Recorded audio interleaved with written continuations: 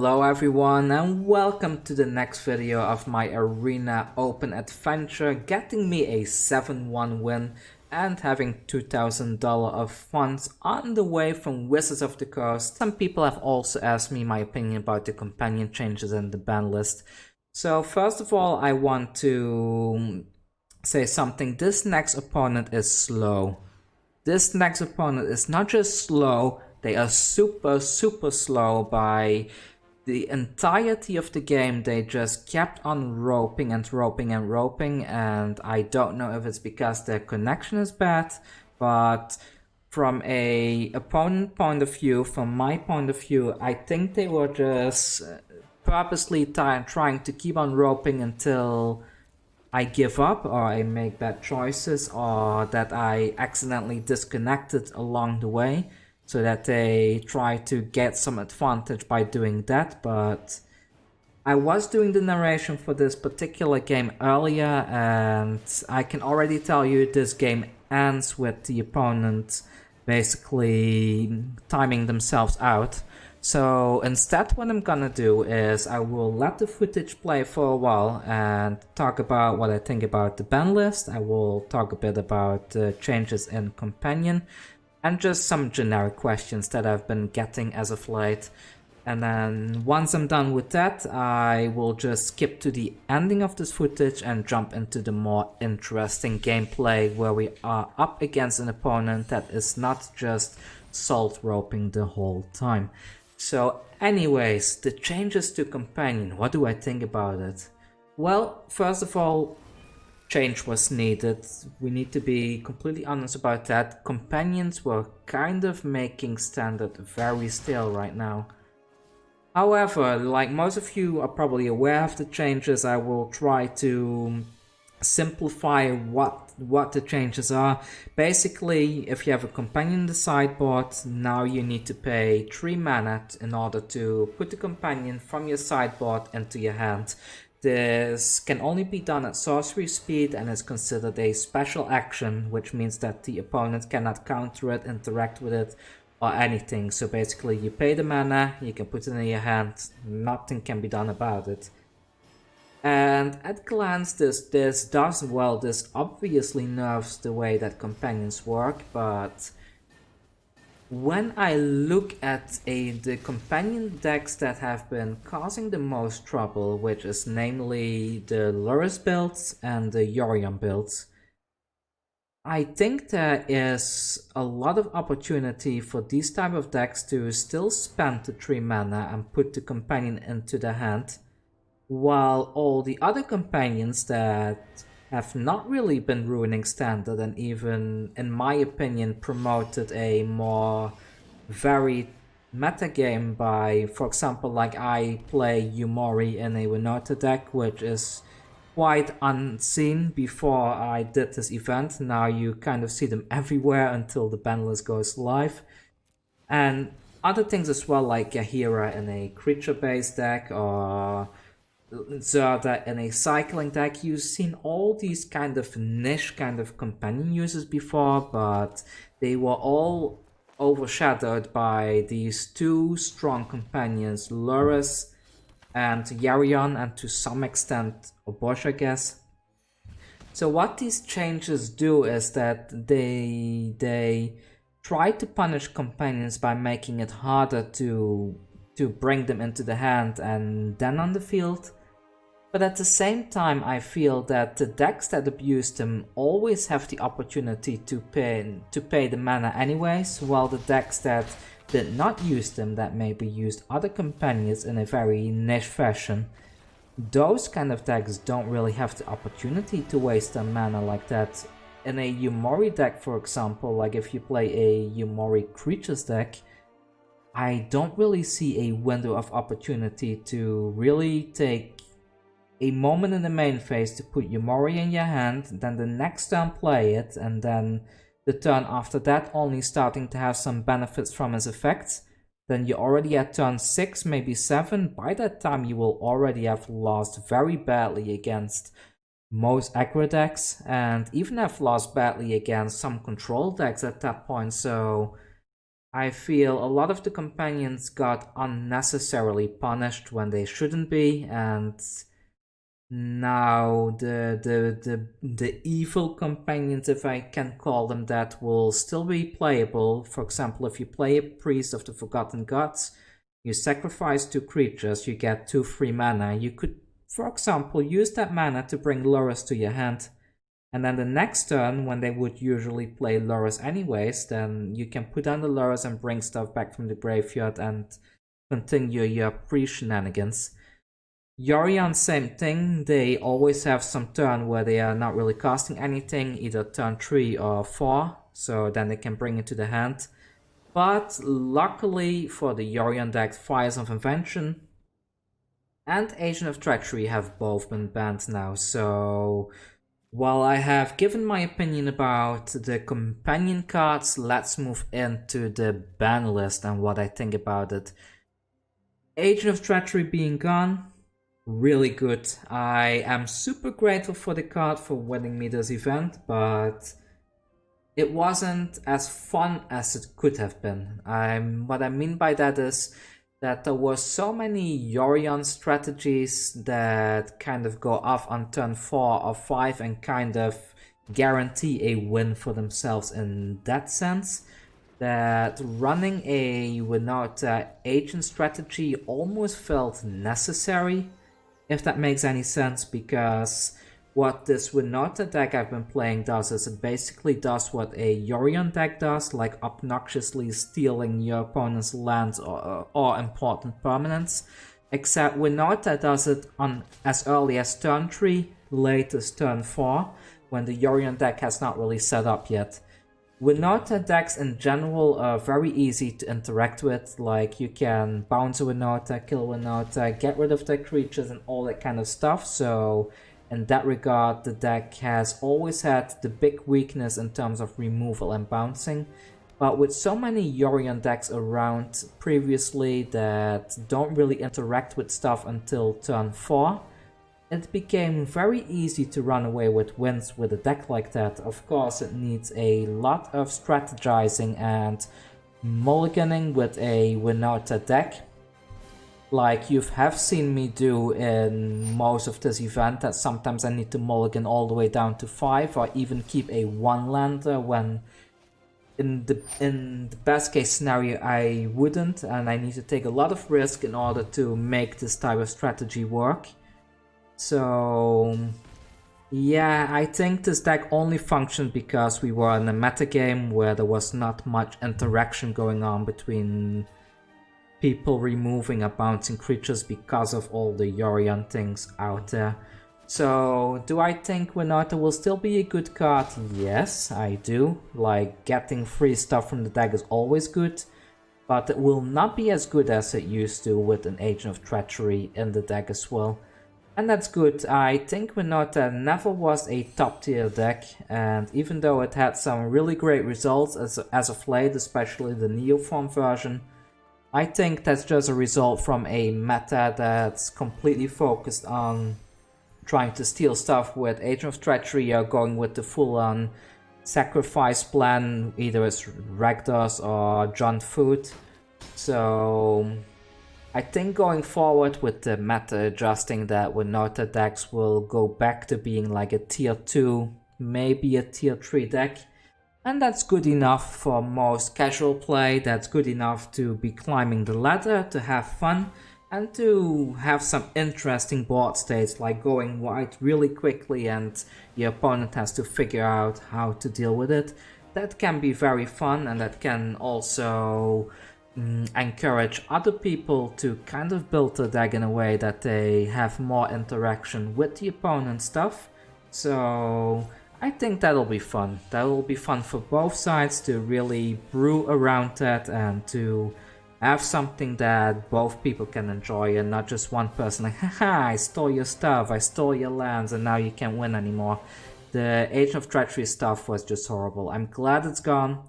I'm glad Fires of Invention is gone, and in my opinion, my honest opinion, Wilderness Reclamation should have been banned as well, because anything that accelerates your mana in such a fashion is not good for the game, that lets you cast stuff for free. It's not good for the game, especially when most of the counter spells are cost based, like counter the spell unless your opponent pays whatever amount with Quench or Mystical Dispute, and Fires of Invention kind of stops that from happening, because when it's down they can basically pay for all the cost without any consequence, because they can still cast 2 things for free every turn. So those are my thoughts, and let's just move straight into the ending of the game, where the opponent finally loses the game by timing out.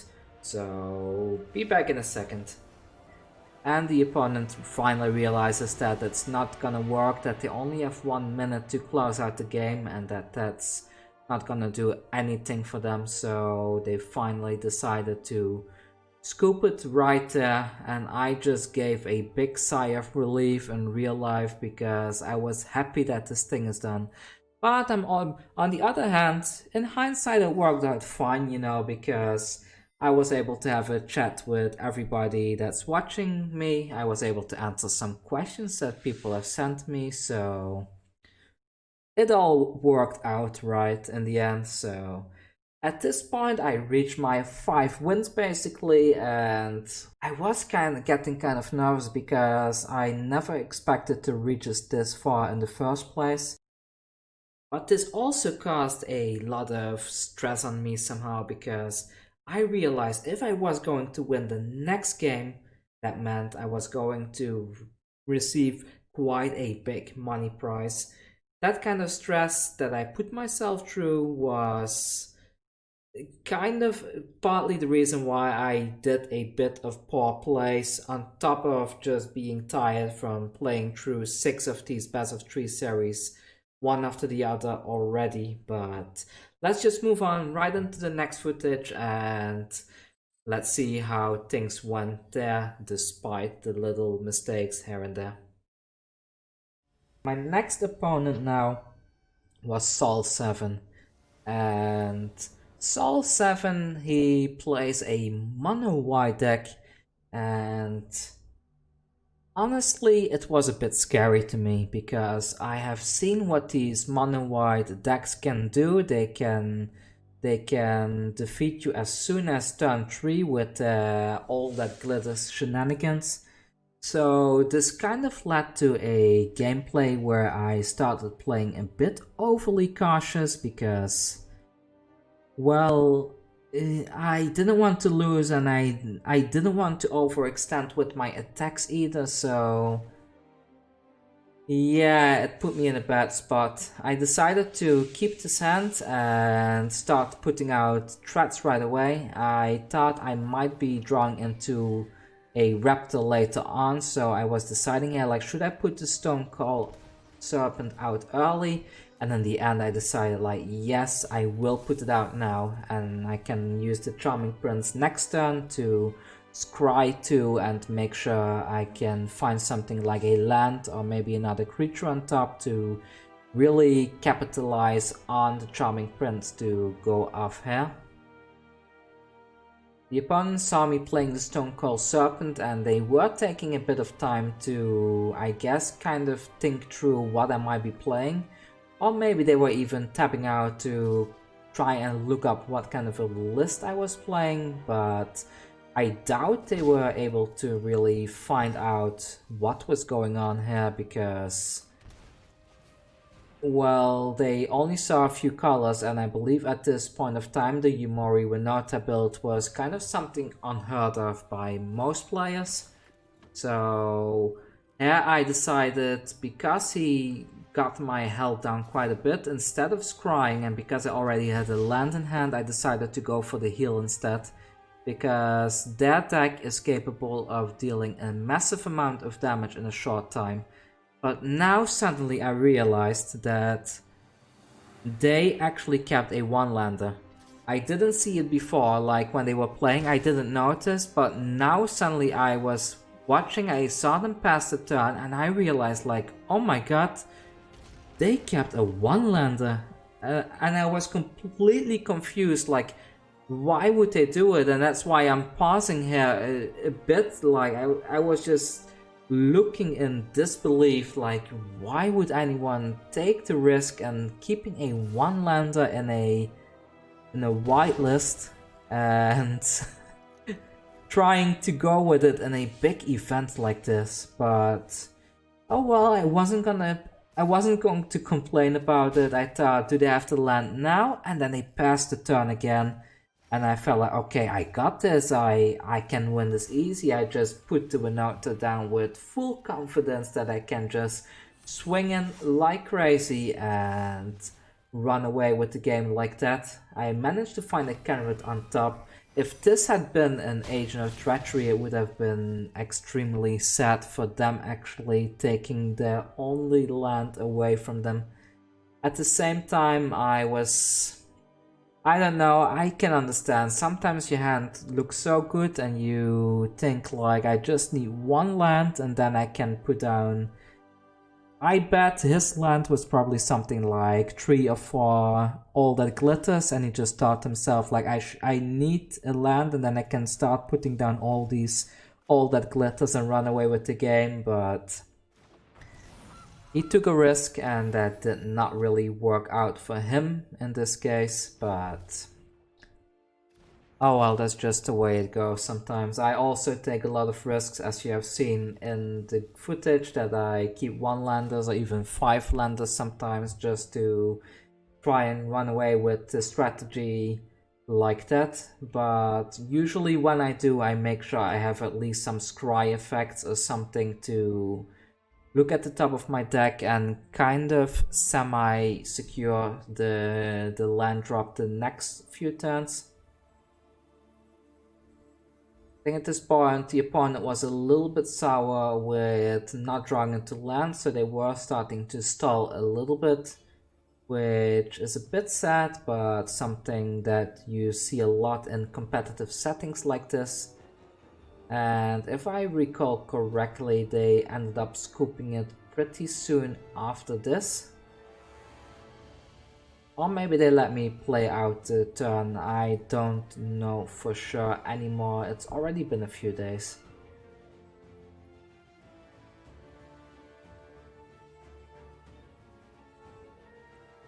Anyways, yeah, they kept on roping a bit, and yeah, there they go, they finally forfeit right there. So now I was in a situation that I was thinking like, okay, so they probably have Alcide to give protection to stuff. So I did take the Brazen Borrower, I did take the Knight of Autumn to destroy an enchantment if needed.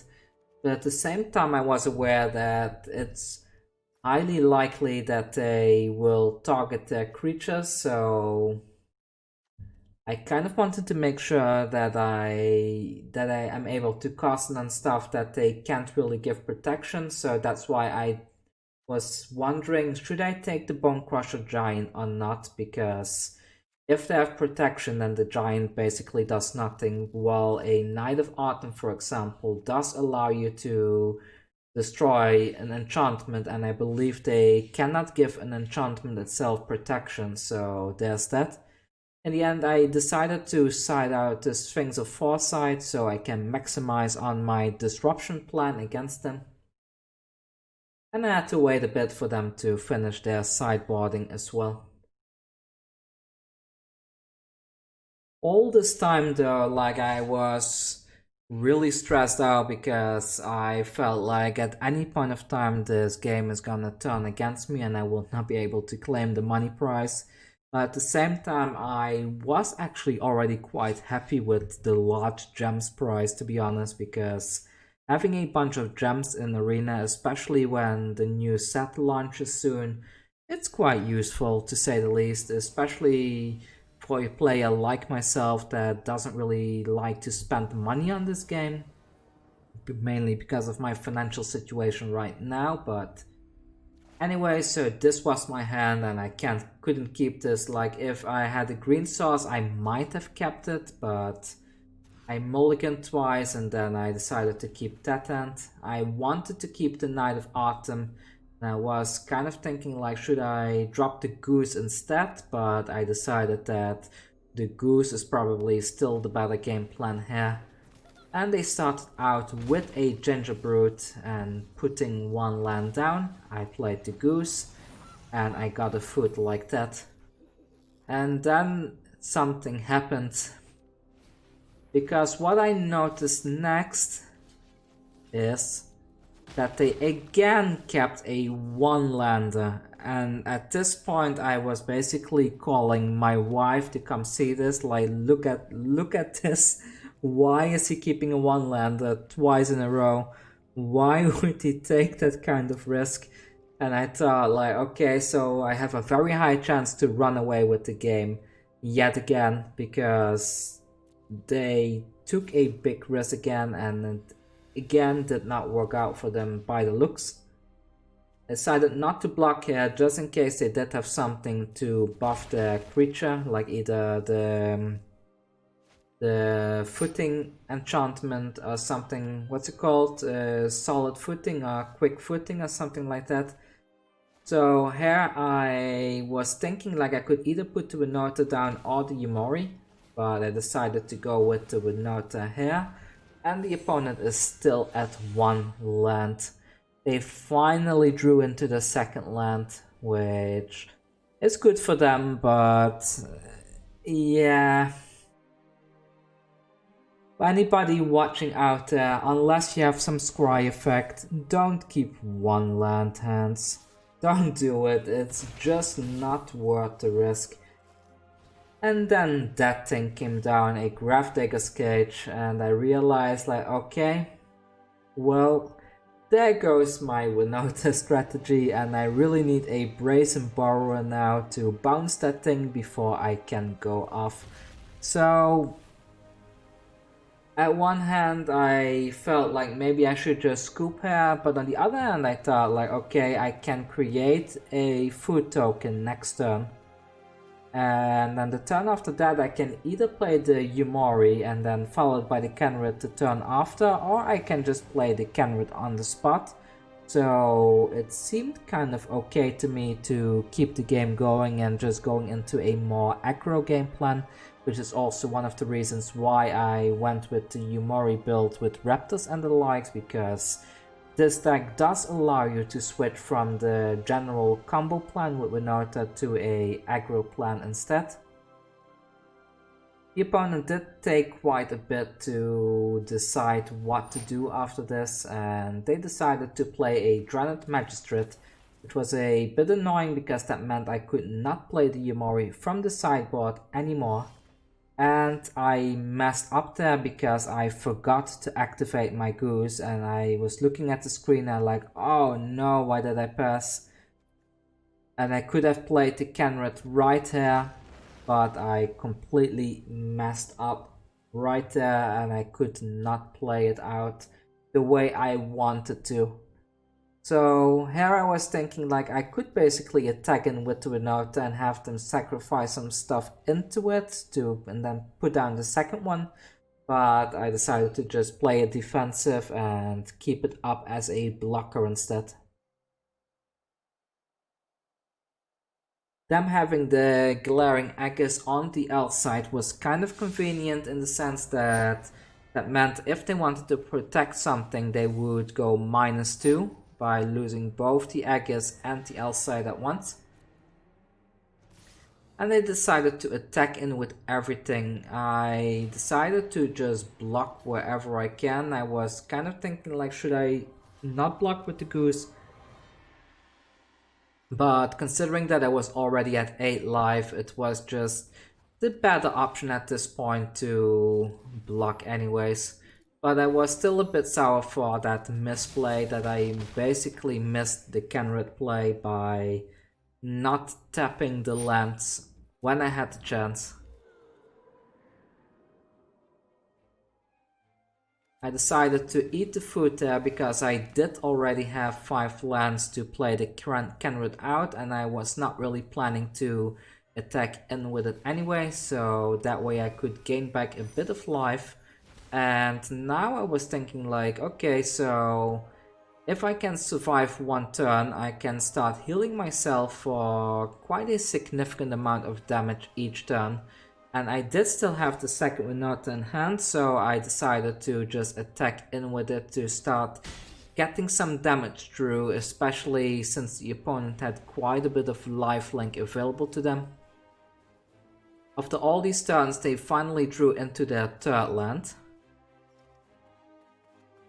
And I was thinking to myself, they give the Ginger Brute unblockable, but what I could do at this point was to basically give everything haste with the Kenrit and block the Ginger Brute. So that's why I ended up leaving one red mana open for that. Because when the Ginger Brute activates himself, basically he cannot be blocked except by creatures with haste, and since Kenrit gives everything haste, that kind of made it so that I would be able to block. So here what I'm doing is I'm basically stalling a little bit. I'm not attacking in because what I wanted to do is to make sure that I have a large enough board state to really start attacking in with a lot of creatures at once and hopefully able to OTK him in one turn. I was also starting to plan because I wanted to get my life high enough that I can start using Kenrit's ability to put counters on my creatures. So I was choosing, like, should I grow my Arboreal Grazer maybe so that he can block the Hushbringers and potentially kill them. I decided to play another one of these now and go for the heal again. But I did keep mana open so I can potentially give some counter to a creature. And to give everything haste, of course, like I originally mentioned. So now I'm keeping the mana open. If he does attack with his Ginger Brutes and gives it unblockable, I would give my stuff haste and block it. And if he didn't, I just could use my mana to start putting counters on stuff instead. The opponent decided not to attack, and at this point I was thinking, like, should I put the counter or should I make another food token? And I decided to put the counter instead, and I put it onto the Stone Cold Serpent since that one is able to block quite a bunch of creatures at once. So here I heal myself again. And I suddenly had a massive lag spike in the game, and I was panicking a bit because I thought that my game was crashing, and crashing in an event like this it's just unacceptable. So I healed myself again so that the opponent can see I do not have any free mana open. And I attacked in with the Stone Cold Serpent, hoping he will block with multiple creatures so that I could get rid of multiple things at once. Winota did trigger, and it does allow you to look in your deck, but because of the Gravedigger's Cage, it doesn't really do anything. But I did keep track of what I saw on top, so that I could silently calculate, like, how deep the Agent of Treacheries were, because at this point I was still kind of planning to somehow deal with those Hushbringers and be able to bounce the Gravedigger's Cage so that I can still do the whole stealing plan with the Agent of Treacheries with Winota.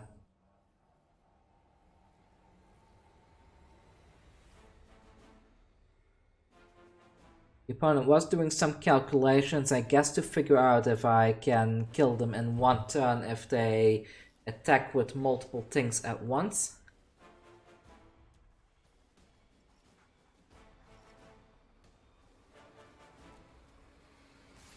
And they decided to attack in with 3 of the Hushbringers to heal themselves quite a bit. I just blocked with everything. At this point, if they did buff the Hushbringer to kill one of my things, it wasn't a big deal because that would just get rid of more stuff in the hand. They decided to exile the Winota there. I think the better target here would have been the Kenrit, because Winota was basically not doing anything for me anymore at this point, with the Gravedigger's Cage on the field like that and with the Hushbringer stopping the Age of Treacheries, but I also had a second one of those in my hand, so I decided to just play it out now, so I had another blocker. The opponent did say nice, and I replied with thank you, of course. And I kept the mana open so that I have enough to haste and at the same time give my stuff counters, and I attacked in with both the Stonecoil and the Winota at the same time, thinking I could just give a counter to the Winota if needed and trade with multiple things at once. I again kept track, like okay, there's no agent on top. I did lose a Brazen Borrower there, which was a bit annoying because that could have helped me to create a bigger board state next turn, but ah well, you never know what you're gonna find on top when you spin the wheel with Winota like this. So here I'm hoping he will trade in a lot of stuff at once. And I was looking at it and I thought to myself it's probably better to kill the L-side first instead of the Gingerbrute. But maybe it would have been better in hindsight that I had killed the Gingerbrute instead.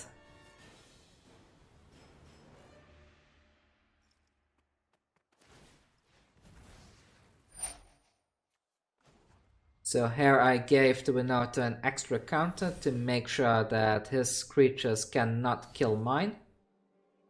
I was looking a bit if I could somehow still swap the damage over to the Gingerbrute instead, but I guess it wouldn't have changed. Like whichever creature I selected to attack first, they would have given protection like that.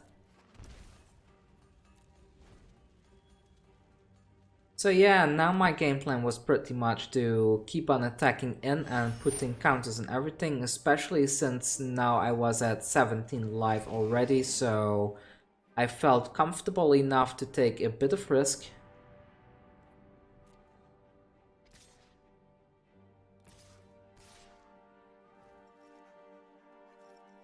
I was able to block with everything again, and they only gained 3 life from that.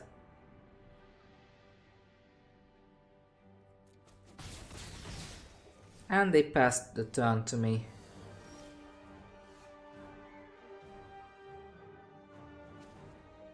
So here I was considering maybe drawing a card instead to find more blockers against them. Instead I ended up finding the Triumph, which can also be used as a draw by cycling it. And here I found the Bone Crusher Giant, so I thought it was a good opportunity to get rid of the Lurrus or the All-Side if they planned to sacrifice it. But I decided to wait until their turn and do it as a reaction to them playing the L-Side in the graveyard, so that they have no other option than to sacrifice the one that has an enchantment on it. I was also hoping they would kind of sacrifice multiple things into the Stonecoil Serpent at once.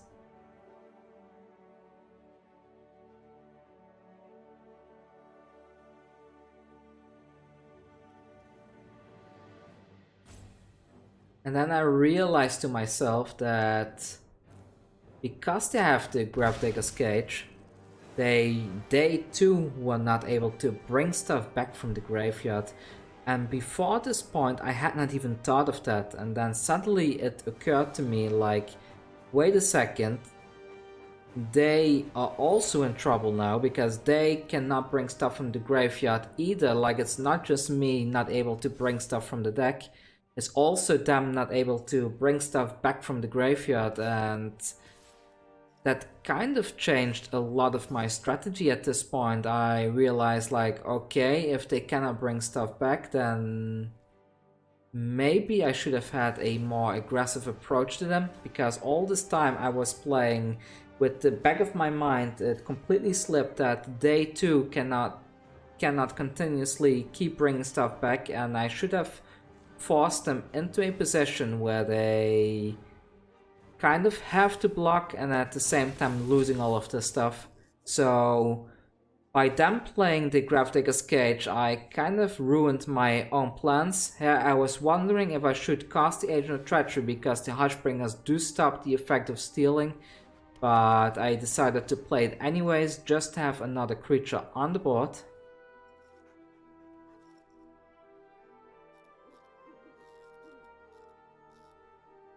And now the reason why I did not use the Bone Crusher Giant last time, by the way, is because I was trying to get them to use that L-Side's effect and then basically shocking the Lurrus in response.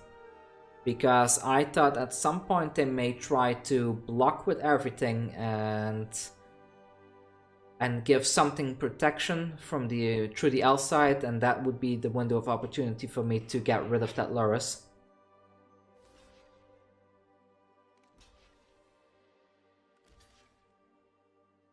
So the opponent decided to block like this, and in hindsight I should probably have put the weakest creature at the front and then attacked in like that, but I was stupid enough to put I believe I put a higher creature at the front, thinking like, okay, then at least I can kill that too far.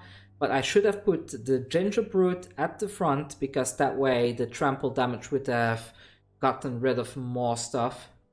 And here I was even more stupid by putting a 2-3 there, which basically meant they could give protection to the 2-4 and the Hushbringer still wouldn't die, so this was also a stupid move. But in my defense, basically I've been playing this whole event all at once. I hardly took any breaks in between, so it was kind of harsh for me, and I kind of thought they would have sacrificed the L side, but they still didn't, so this put me in a spot that I felt like I should not use the Bone Crusher Giant just yet. But yeah, this is the thing, like when you are playing the event for an extended period of time, like at first everything starts out very strategically when your mind is still in its top shape, but then as the event goes on and you start having more and more complex board states and you're already a bit mentally tired from the previous matches, especially after the one against the Rector's Sacrifice where they constantly keep roping, then you make stupid calls. And that's kind of why after this game I decided like, okay, I really need to take a short break and then move into the next game, because I realized how bad my performance was at this particular point in the game already, and that's not something that I personally feel is acceptable.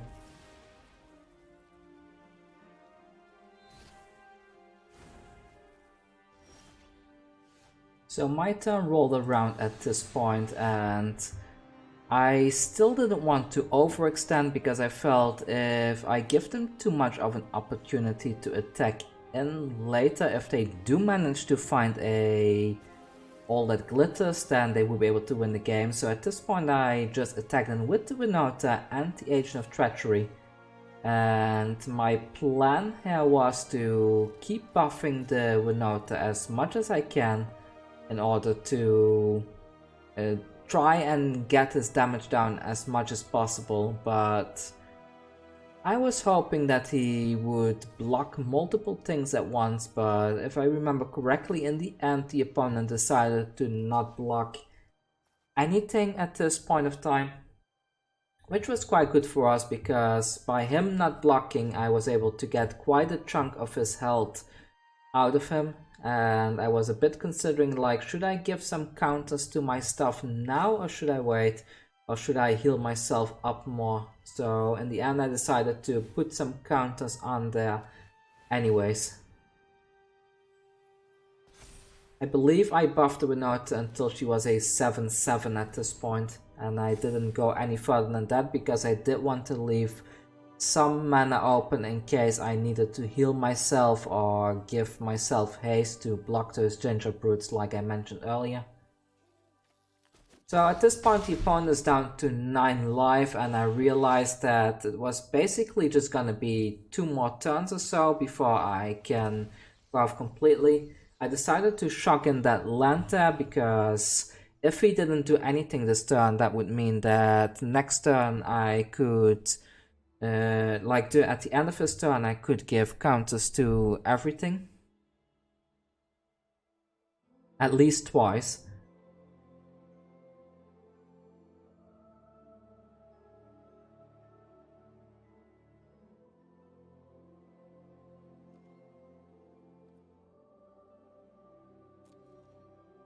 So now I went with a draw plan instead because I realized I had quite a lot of damage on board already and I wanted to get more creatures on the field. Unfortunately, I only drew into an Agent of Treachery. I was kind of hoping for a Stone Cold Serpent or something like that, but oh well, this would do for now. Yeah, I should probably have attacked in with Kenrid as well, but I was still playing it a bit cautious and I decided to attack in with those two, thinking I can give quite a bunch of counters to the Renata and maybe close out the game.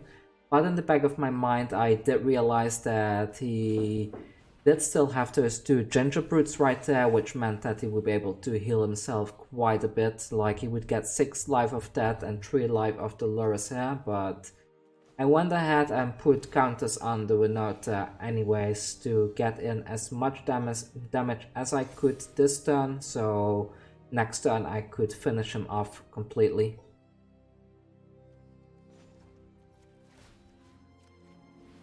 Plus I thought at this point I would be dealing with the Lurus, so I was thinking like, should I give a counter 2 more times or stop after this to keep some mana open to heal myself or otherwise. So I decided to stop there and leave the remaining mana open.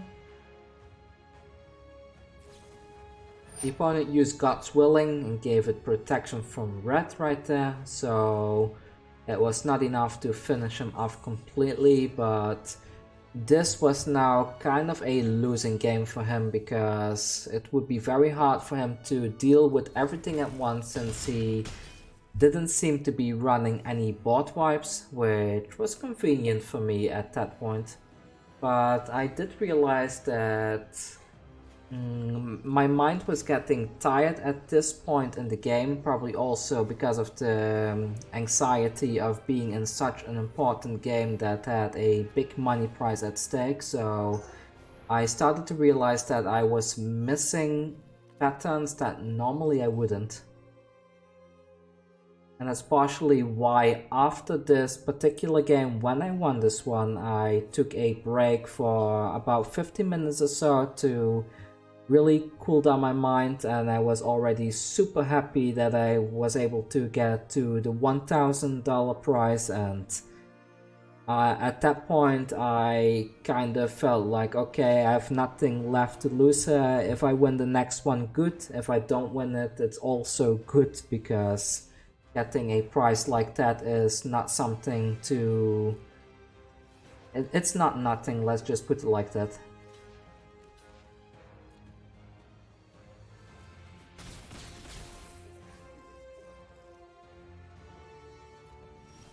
So here I got the Brazen Borrower, so I decided that it's probably in my best interest to get rid of 1 Hushbringer so they have 1 less source of gaining life. Plus it would get rid of the enchantment as well. So here I was thinking that, okay, they have 6 life left, they can get 3 of the Lurus and they can heal 6 from the Ginger Brutes. So I decided to play out the Agent of Treachery as an extra attacker.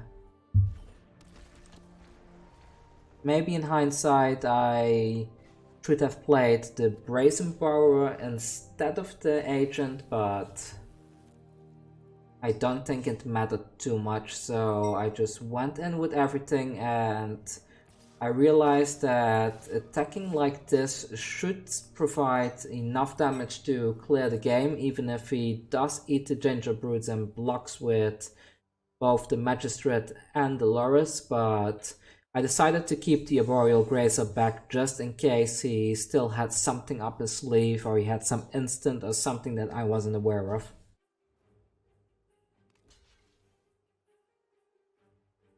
Originally planned to block like this, but I think at this point he realized that he could use his gingerbreads as a source of food to eat, so he went ahead and changed his strategy a bit.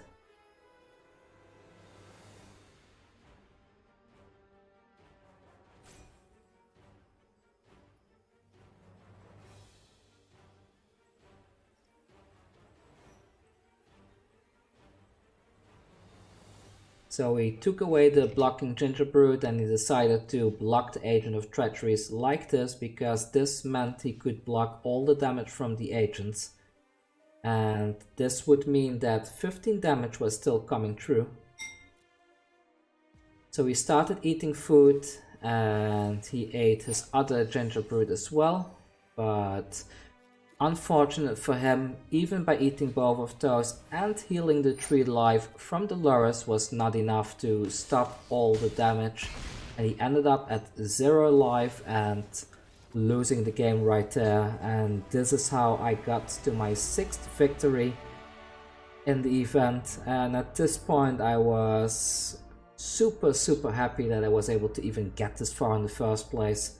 And this was the point that I realized, okay, I need to take a break because my playstyle is getting too bad, it's getting too messy, I need to clear my mind a bit before I continue. So I think it's a good point to end this video, because we've been into the video well over 40 minutes and I think it's gonna get way too long if I add the footage of the last game into here as well. Anyways, thank you to you all, especially thank you to everybody subscribing to my channel. You make me creating this content full-time possible, and if you haven't subscribed already, please consider doing so, because it would be such a huge help to myself and as a starting out content creator. I do plan to do this full-time, and I'm also especially thank you to all the people that are supporting me on Patreon now. I know there's only a few Patreons right now, but every little bit helps, believe me. It really does help, so thank you so much for being there for me. Really, thank you so much for that. So that's all from me for today. See you tomorrow with the finale video, and then we will go right back into Jang Brewing when the ban list is live, and I got quite a fun deck in mind already. It revolves around Titan's Nest. I think you will enjoy it. I think most of you are gonna enjoy that list. Okay, that's all from me. See you tomorrow. Take care.